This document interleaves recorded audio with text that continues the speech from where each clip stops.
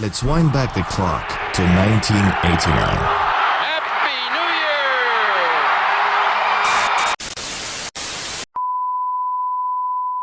ファミリーコンピュータの楽しいカセット情報。 After the great success of the Famicom, also known as the NES, Nintendo had decided to launch a portable console, the Game Boy, that was released in April of that same year. With the release of the Game Boy, a young man by the name of Satoshi Tajiri was suddenly struck with an idea. At the time, Tajiri spent his days producing and self-releasing a magazine by the name of Game Freak with the help of his good friend Ken Sugimori. With this magazine, Tajiri and Sugimori were able to express their love and admiration for video games, reporting on various arcade and home console releases. But it was with the release of the Game Boy and the huge potential that Tajiri saw in it that they decided to turn Game Freak into a video game development company a mere 5 days after the launch of the console. As a kid, Tajiri loved playing in nature and used to run around the countryside collecting various bugs and insects to show to his friends and family. This passion laid the groundwork for an idea that was later sparked by the release of the Game Boy, or more specifically, by its linking functionality.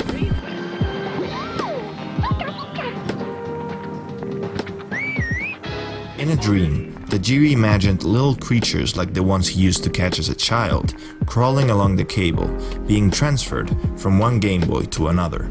He thought that with this idea, he could create a game that would recapture his childhood passion, and share it with a younger generation that was growing in a more industrialized world than he had. He immediately pitched to Nintendo his idea for a game that would let kids capture and share little creatures with their Game Boys, and Nintendo decided to support his endeavor. This conversation between Game Freak and Nintendo marked the birth of what we now know as Pokémon.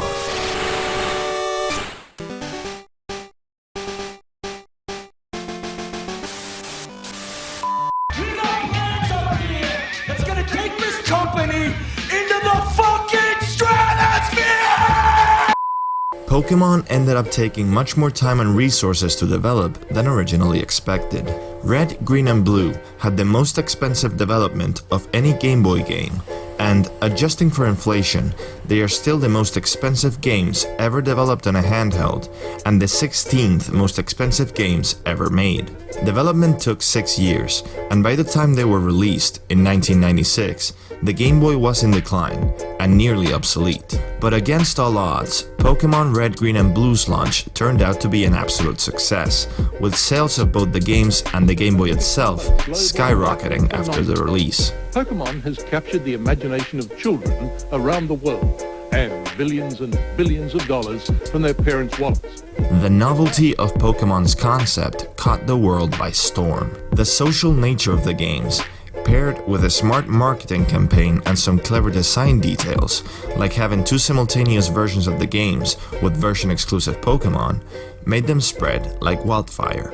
Every kid that bought the game would also turn into a salesman for Game Freak, trying to convince their friends to buy the game in a collective effort to catch them all, something impossible by yourself. This concept alone organically made a community grow around Pokémon, with the entire world working together to uncover its mysteries, becoming obsessed and completely fascinated with Tajiri's adventure. Pokemon is now in full mania.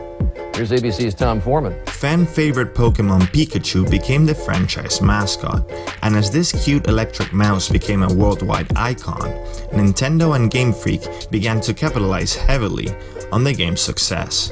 The Pokémon Company was created in 1998 to manage the franchise, being equally shared by Nintendo, Game Freak, and Creatures Inc. And with a clear guideline, the three began rapidly expanding the franchise.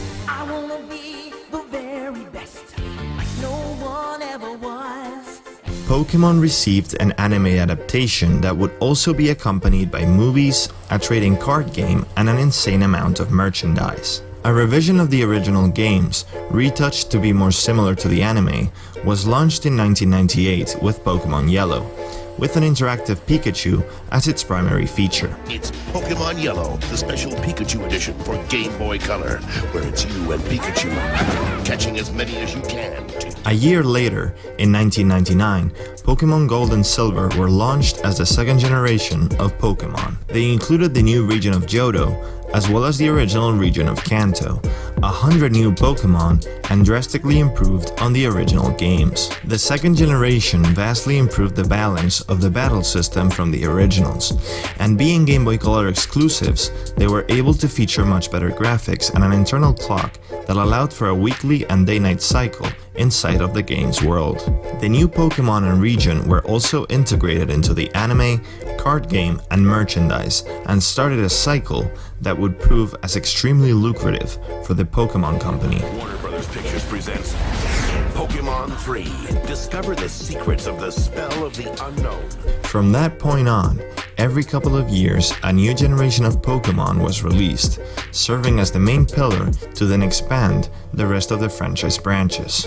Pokemon quickly became Nintendo's staple handheld franchise, with every new generation becoming an instant hit and pushing sales of every new Nintendo handheld console to astonishing numbers. Pokemon Diamond and Pokemon Pearl. Gotta catch 'em all. Only for Nintendo DS, rated E for everyone. People simply couldn't get enough Pokemon, and the franchise couldn't be stopped from growing exponentially. Eventually, this astronomical growth led to Pokemon becoming the highest-grossing multimedia franchise in the entire world, vastly surpassing industry giants like Mickey Mouse or Star Wars, a title that Pokemon still holds to this day. Pokemon video games were the foundation of this immense success, with what once was the dream of a video game developer that hoped to recapture his childhood memories, becoming the second best-selling video game franchise of all time, surpassed only by Mario. Hello! But of course, every success story hides a dark side, and Pokemon was no exception.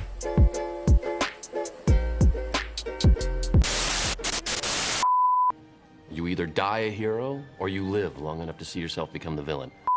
Pokemon games quickly developed a clear formula that was extremely effective.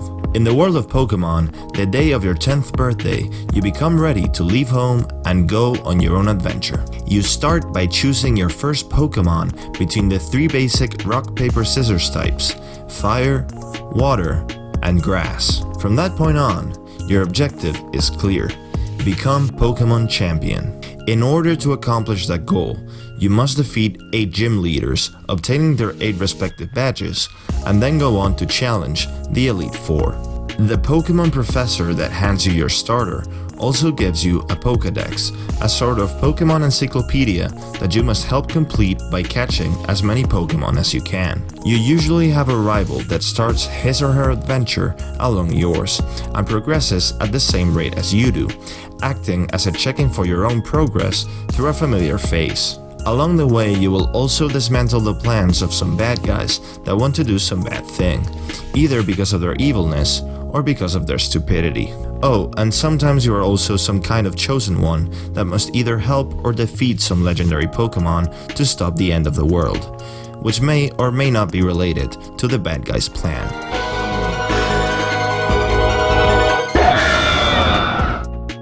Gameplay-wise, you can fight and catch Pokemon in the wild by debilitating them and then throwing a Pokeball. Pokemon can only learn 4 moves at a time, needing to forget old moves in order to learn the new ones. You can also only carry a maximum of 6 Pokemon at a time, and the rest can be stored at a PC in the Pokemon Center.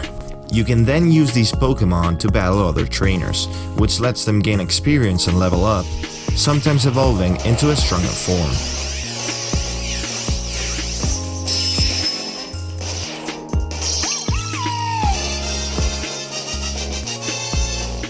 All of these elements have stayed the same generation after generation for 24 years. No other franchise has lived so long and changed so little. But this is just a side effect of the immense success Pokemon was from the get-go. The core structure of Pokemon was so effective that it became extremely scary to alter it in any significant way. But as they kept releasing games using the same formula, the Pokémon Company realized they didn't really need to change it. They had struck gold so hard with that original structure that as long as they were dressed up differently, the new games would still sell like hotcakes. This meant that between generations, the improvements could basically be reduced to better graphics and a few new mechanics that weren't too intrusive, along with the new set of Pokémon and the new region.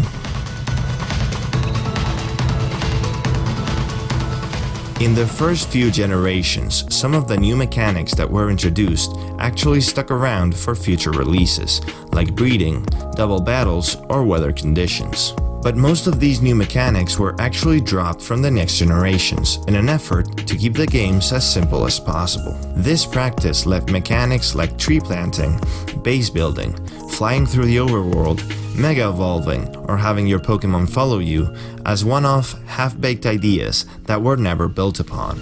The idea was to artificially slow down the progress between games, with the intention of releasing them yearly without having to account for too many new mechanics. This practice was incentivized by the fact that Pokémon is a multimedia franchise that is built up starting from the mainline video game releases. It was in the best interest of the Pokémon Company to streamline the development of said video games as much as possible, since all the other branches of the franchise needed from the games was the new Pokémon, characters, and region. Give up? No way! Pokémon, the movie, White, Victini, and Zekrom.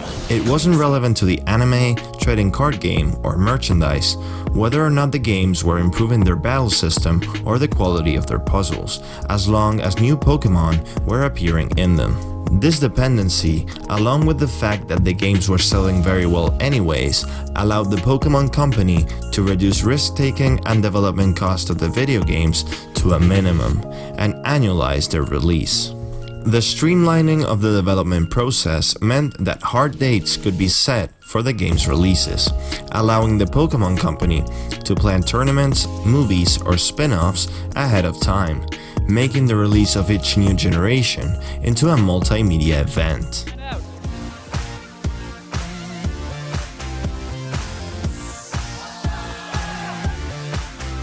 The gears of the Pokémon franchise were turning faster than ever, and the economical success of their approach was unquestionable.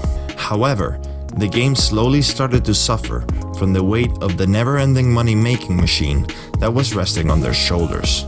All this streamlining and time constraints steadily drained the soul out of the franchise, with every new generation being less inspired and ambitious than the previous one. Pokémon became stuck in an eternal Groundhog Day. The developers created the same game over and over, and the players, just like Ash and Pikachu, were forever stuck at 10 years old, always trying to become Pokémon champions, but never evolving or taking the next step forward. But Groundhog Day can't last forever. One day, you'll end up waking up and coming back to the real world.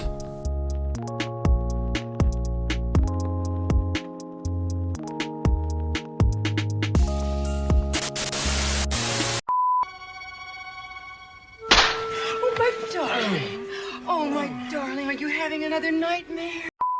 Players have always wanted more from Pokémon. The mainline games sold well among new generations of kids for whom Pokémon was as good as new, and for older people that, like Tajiri making the original games, wanted to relive a part of their childhood through Pokémon. But outside of nostalgia, it was clear for most people that Pokémon was punching under its weight, especially considering the amount of money it generated. As soon as we got a taste of what Pokémon could look like on a home console, with spin-offs like Pokémon Stadium and Snap, our minds were running wild with possibilities.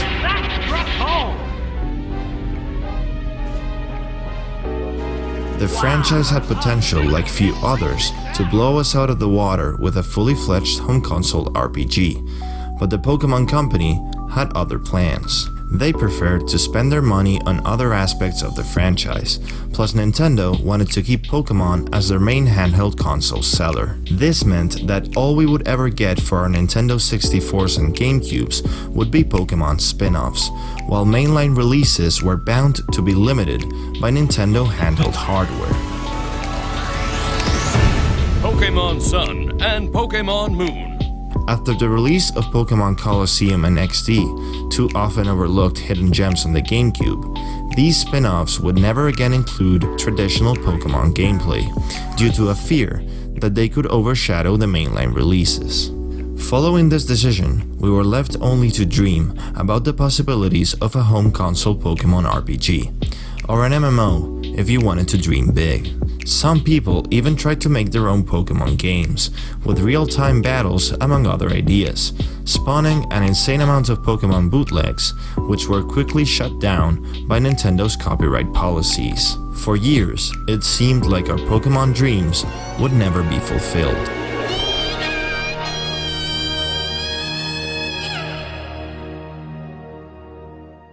But then, something very unexpected happened. Following the failure of the Wii U, Nintendo decided to turn things around with the announcement of the Nintendo Switch, a handheld home console hybrid that effectively unified both divisions of the company. The Switch was seen inside of Nintendo as the perfect platform to revitalize its main franchises, now that the whole company was focused on this one console. Their first game to release was The Legend of Zelda: Breath of the Wild, which took the franchise back to its free-roaming adventure roots, with an immense and ambitious open world that set a new mark for what was possible for this kind of game.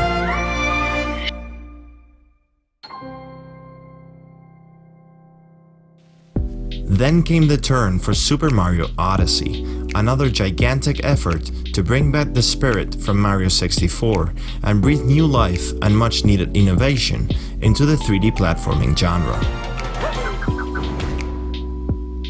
As both of these games were getting rave reviews and being critically acclaimed by the entire gaming industry, eyes started to turn to the next biggest Nintendo franchise, Pokémon. People started to think that at last, now that Pokémon would be forced to release on a home console, we would finally be getting the game that we had all dreamed of but had been kept away from us. At last we would get a game where Pokémon could truly shine, with a developed combat system and animations where these creatures that we've known for so many years could finally feel truly alive. But the reality was very different. The Pokémon Company had ridden themselves into a corner that was nearly impossible to get out of. The gears of the Pokémon franchise were spinning too fast to manage, and Game Freak was poorly prepared to make the jump to the Switch. Finding themselves between a rock and a hard place, Game Freak did what they could.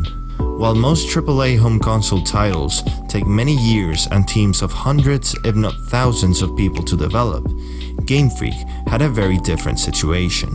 With a team of around 150 people and the development time of a 3DS game, they had to get used to the Switch hardware and develop the Pokémon game of our dreams in an environment that had grown complacent and unambitious over the years. Needless to say that the resulting product was an absolute mess. Welcome to Nintendo Treehouse Live 2019. My name is Teresa, and we're here to kick off to the first view of a live gameplay of Pokemon Sword and Pokemon Shield. Following the reveal at E3 2019, it became clear that the games were in an extremely unpolished state.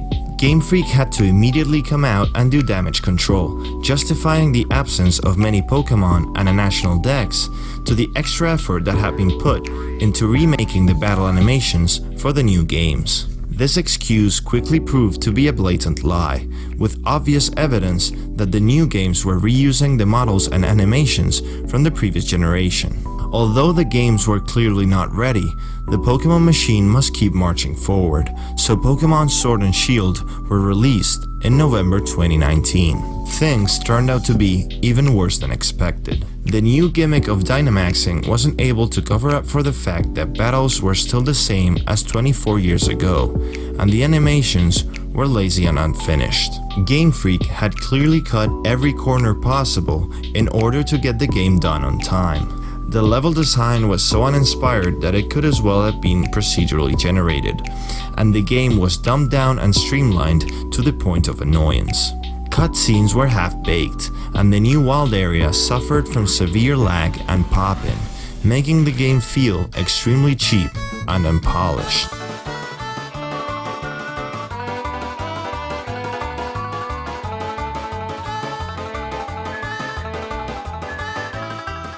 As shown in my previous video, Sword and Shield were in many ways worse than the 16-year-old spin-offs of Colosseum and XD, as a result of the lack of ambition the Pokémon Company had been carrying ever since. Finally, the complacency of the Pokémon Company had caught up to them, and as the rug was being pulled from under their feet, the Pokémon game we had all dreamed about was nowhere to be found. Instead, we got the product of what Pokémon had already become, but we were naively refusing to accept. A soulless, uninspired franchise that is more concerned with making maximum profit than with making the best games they possibly can.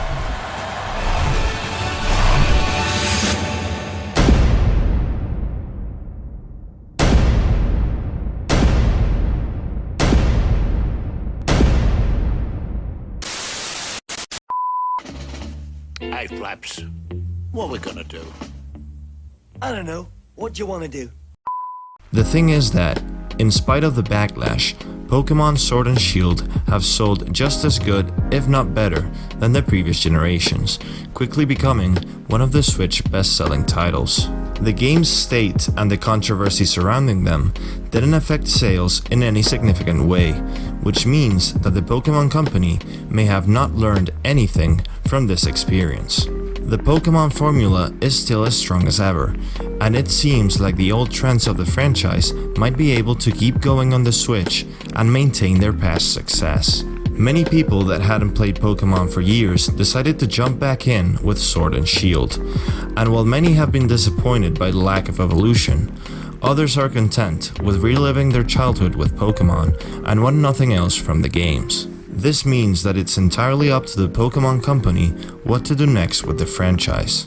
If they decide to keep going down this route of remaking the same game over and over, they'll probably be able to milk their formula for a few more years. But with the transition to the Nintendo Switch hardware, with its, it being much more powerful, allowing us to be much more expressive with each of the individual Pokémon. However, if Pokémon truly wants to live up to its potential, it needs to take some risks and add some substantial changes to the games going forward. Pokémon needs to take some cues from other Nintendo franchises, like Mario or Zelda, that despite being made for all ages, actually challenge the player instead of treating him or her like a dumb child. If real-time battles are too big of a task, turn-based combat has evolved in many ways that could be implemented into Pokémon, instead of sticking to the same basic and boring system that was already outdated by the first generation.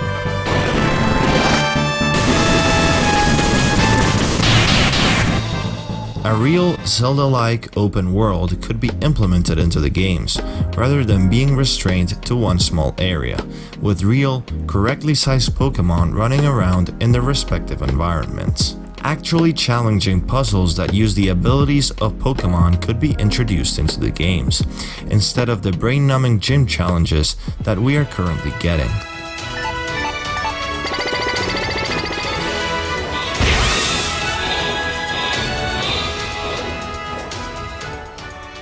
These and many more ideas could be implemented into the games to get them closer to fulfilling the potential the franchise has always shown but never lived up to.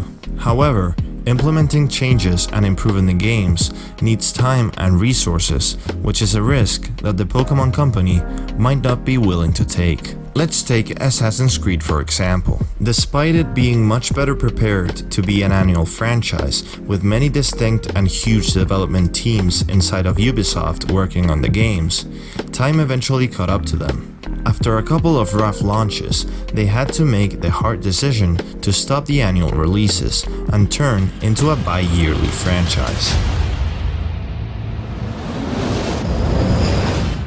Game Freak would have to make a similar decision, vastly expanding their studios in order to make various big budget games at once, and probably having to stop releasing games for a few years.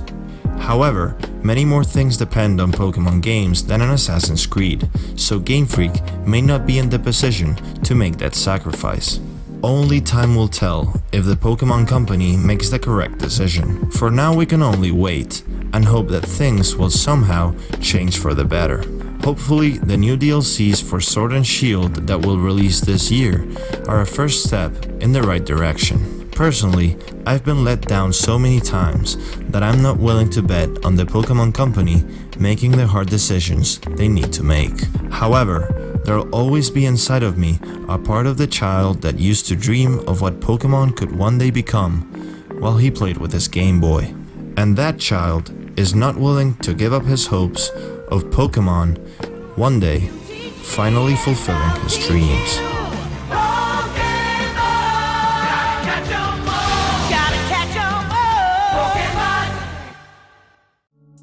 Let's go far and hard, pretend that we're alright. I like how she smiles. Best of all is mine. Best of all is mine. Best of all is mine. I like how she smiles. Best of all is mine. Best of all is mine. Best of all is mine. I like how she looks.